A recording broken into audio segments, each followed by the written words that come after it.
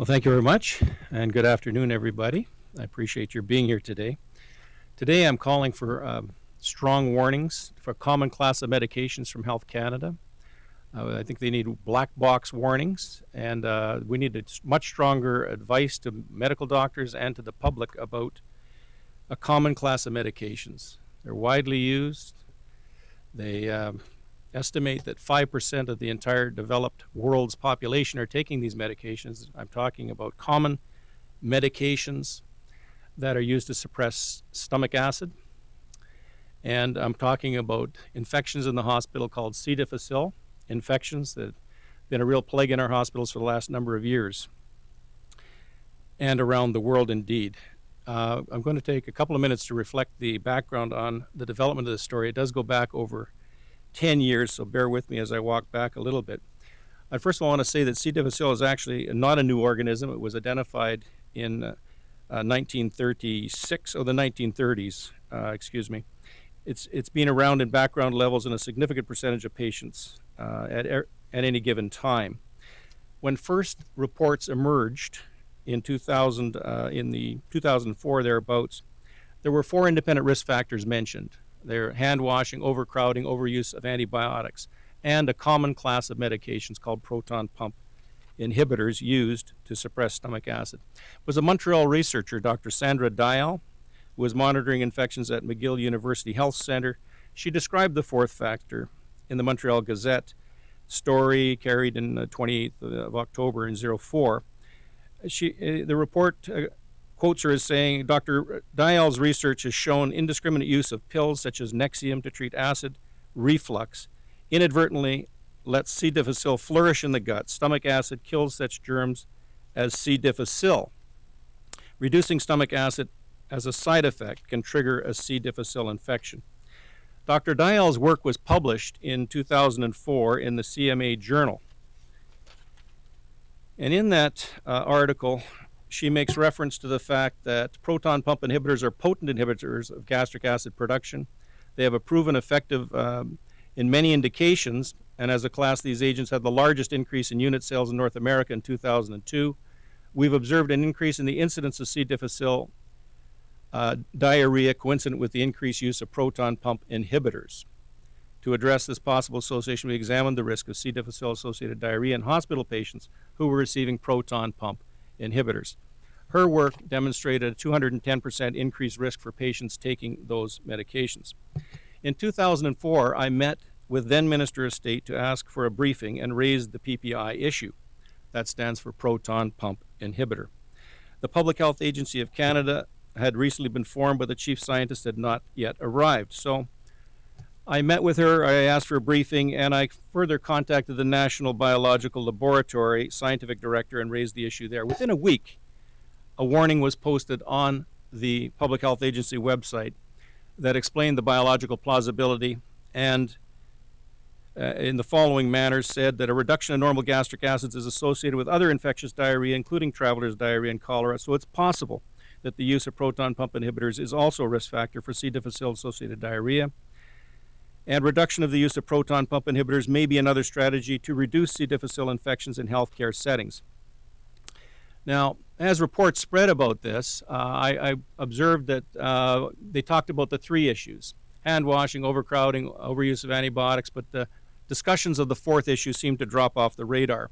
By 2008, we had infections in my own hospital. We came through the election of 2008, and before I responded to my Vancouver Island Health Authority, I wanted to review the literature on the Public Health Agency website. To my surprise and somewhat disappointment, the clear warning that had been posted in 2004 had been replaced with simple 1 line in the midst of 5 pages, indicating that patients on stomach medications could be a problem.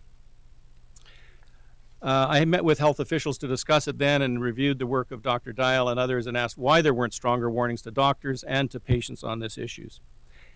Subsequently, in 2010, there were 5 articles in the Archives of Internal Medicine reviewing this issue, 5 articles, including an editorial, Failing the Acid Test. And in that editorial by Dr. Mitchell Katz from the San Francisco Public Health Agency, he says this about C. difficile. The increase in the risk of C. difficile infection with PPIs are not at all modest. reflecting the likely importance of gastric acid in protecting against infection from this pathogen. Goes on to say, a pharmacoepidemiological study of more than 1 million hospital discharges in this issue of Archives demonstrates a dose-response curve between the level of acid suppression and the risk of infection with C. difficile. That means the higher the dose, the greater the risk. The longer the dose, the greater the risk as well, the longer you're on the medication. The matter was referred through the health minister and with the support of the Prime Minister's office to a new agency that had been created to provide post-market surveillance on issues like this for drugs that are already on the market. That would be the Drug Safety and Effectiveness Network. That's to advise the regulator, that would be Health Canada, and policy makers on issues related to drug safety and public safety. So I wrote to Dr. Peterson, the head of the new agency, and asked him to review this. And I received notice during the last election that indeed the DSEN had taken it on. Now the report from the DSEN concluded, and I'll read that conclusion to you in just a moment, basically saying everything that Sandra Dial had pointed out nearly 10 years earlier and the concerns that I'd been raising over all these years. And I'll just read you this one paragraph on the conclusions of the DSEN report, April 2012. Previous studies have found that the use of PPIs is quite strongly associated with an increased risk of Clostridium difficile infection, CDI. The association is present for both nosocomial and community-acquired CDI. In studies of nosocomial, that's hospital CDI, an increased risk was present at both institutions with elevated incidence rates as well as those with low incidence of CDI rates. Furthermore, there's evidence of a dose-response relationship with the risk increasing with the increasing intensity of gastric acid suppression. The other thing that is in this report that is not reflected in the regulator's response is a plausibility. The summary begins with, it's biologically plausible that suppression of gastric acidity will increase the risk of CDI, and goes on to say previous observational studies have found PPI is associated with increased risk of CDI. It has been confirmed in systematic reviews of these studies. Goes on to comment on the dose-response relationship. And furthermore, that it's a class response, so it doesn't matter which marketed product that suppresses acid amongst the PPI class. It's a class act. If you suppress the acid by using the proton-pump method, there's a very significant increased risk. Now, I want to go to the response of the regulator. I produced for people in the backgrounder the responses progressively from 2004, 2006, 2008, and finally 2012. And Health Canada, in their response in this advisory that Canadians rely on, uses a lot of negative language, such as Health Canada is informing Canadians of a possible association between the use of prescription stomach antacids known as proton-pump inhibitors and an increased risk of Clostridium difficile-associated diarrhea. They go on to say studies suggest a possible link, particularly in vulnerable patients. Studies acknowledge important limitations and the impossibility of establishing a definite cause and effect relationship. While a definite association has not been confirmed, the possibility has not been ruled out. That might imply that it's about to be any day now. So let me review. C. difficile is not a superbug. It has two strengths and two weaknesses. The strengths are, number one, resistance to antibiotics. The second strength is it produces spores that can easily get through a stomach with reduced acidity. And they also survive in the environment. They resist drying. So if you have patients with this C. difficile diarrhea, it gets spread around in the hospital rooms. The whole attention in the last little while has been on infection control by cleaning the hospitals and isolating patients in the wards. But this internal ecology issue has been more or less ignored by the regulator. The weaknesses of this bug are that, number one, it's normally destroyed by stomach acid, and number two, it's not a good competitor, thus the association with antibiotic use. When your acid is suppressed, you have a 40 to 275% increased risk, and then when you get hit with the antibiotics, the risk is even higher. It's dose dependent, it's time dependent. The higher the dose, the greater the risk. The regulator's response over 10 years has in no way adequately drawn public attention to this important matter. There have been no warnings to the doctors, and I want to know why. The Drug Safety and Effectiveness Network was set up to advise the regulator and to advise policymakers. That would be the minister. The health minister depends on the integrity and the expert advice of her officials as a policymaker. The doctors depend on the parameters set out by the regulator. The public has a right to know when their health and their life is at risk. C. difficile infections, we're talking about an average of 1,400 deaths a year, and that's over 10 years. That's a lot of deaths. The extended stays in the hospital, because typically if you go in for a bunion operation or hernia operation, if you happen to pick up C. difficile, your 3-day stay gets extended to 3 weeks. And with heroic interventions and very potent antibiotics, they might save your life. Somewhere between 6 and 9% of the patients die.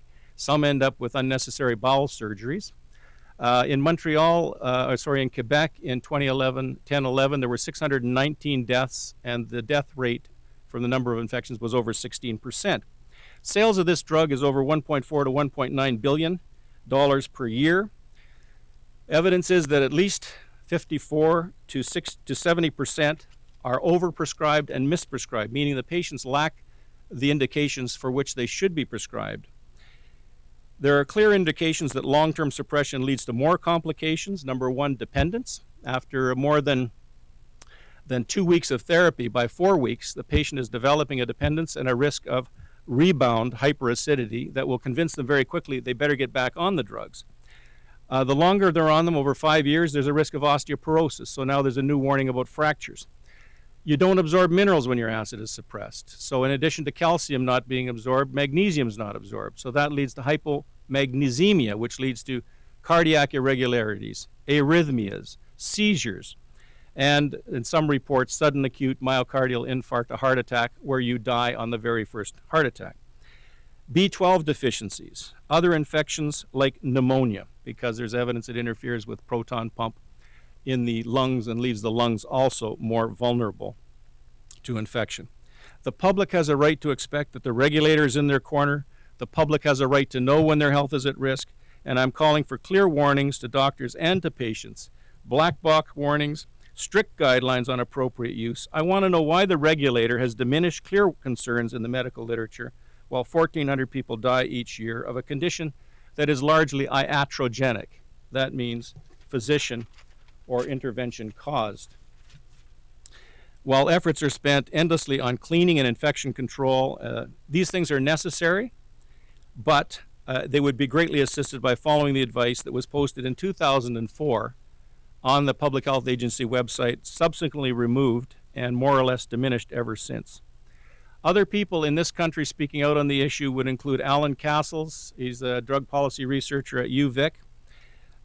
He was quoted in a Globe and Mail article in 2013. This is in your background information there. Canadians are over-medicated because MDs are unaware of the drug risks, experts say. And that would be because the MDs actually depend on the advice of the regulator. Worst Pills, Best Pills is a website in the U.S. It's an expert independent second opinion on prescription drugs and over-the-counter medications. They say of proton pump inhibitors, they're dangerous and habit-forming heartburn drugs. PPIs are now one of the most widely used classes of prescription drugs, with an estimated 1 out of every 20 people in the developed world currently taking one of these medications. PPIs may be habit-forming. They're probably inappropriately prescribed with minimal or no benefit to the patient, and that new life-threatening risks with long-term therapy are continually emerging. It's time for the medical community to reevaluate the role of PPIs in everyday practice. Public Citizen, another U.S. organization, talks of rebound hypersecretion leading to dependence, fractures, infections, magnesium deficiencies. The editorial I referred to, Failing the Acid Test, Dr. Mitchell Katz, he's San Francisco Public Health Agency. I wasn't able to reach him, but there's a voice who's been speaking out about this. And I would say it's interesting to me that the researcher first blew the whistle on this in Montreal